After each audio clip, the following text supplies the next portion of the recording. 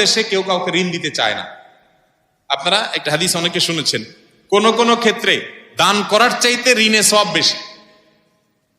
বিষয়টা একটু বুঝতে অসুবিধা হয়, দান করার চাইতে সওয়াব বেশি হয় কেমনি? আবার দান তো দিয়েই দিলাম, ঋণ তো দিলাম আবার নেব এই নিয়তে, তাহলে দিয়ে দিলে তার চাইতে আবার ঋণে সওয়াব বেশি কিভাবে হয়?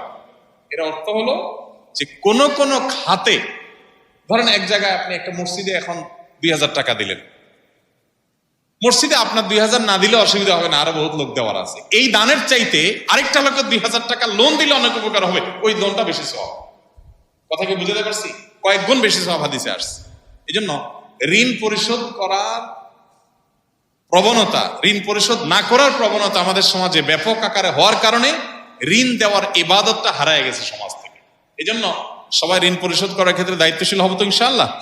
নবী করিম সাল্লাল্লাহু আলাইহি সাল্লাম বলেছেন যে আহসানুকুম আহসানুকুম কাদাআ, বুখারীর হাদিস, তোমাদের মধ্যে সবচেয়ে ভালো মানুষ হলো সে যে ঋণ পরিশোধ করার ক্ষেত্রে ভালো মানুষের পরিচয় দেয়।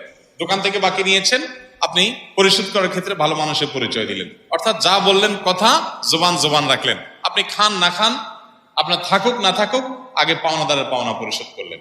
এরকম আন্তরিকতা চেষ্টা থাকবে তো ইনশাআল্লাহ? আপনার এই চেষ্টা আছে, আন্তরিকতা। এরপর এবার আপনি আমাকে বলেন হুজুর দোয়া শিখাই দেন, এবার আমি দোয়া বলবো। কথা কি বুঝতে পারছেন? এতগুলো কথা বললাম এই জন্য যে আপনার টাকা পয়সা সব আপনি রেখে দিয়ে এরপর বলতেছেন হুজুর আপনি দোয়া শিখিয়ে দেন, আপনার দোয়া দিয়ে ঋণ কাটাকাটি হয়ে যাক, আমার টাকা আমার কাছে থাক। এই 2 নম্বরে করা যাবে? আল্লাহুম্মা কফিনি বিহালালিকা আন হারামিক ওয়া আগনিনি বিফদলিকা আম্মান সিওয়াক।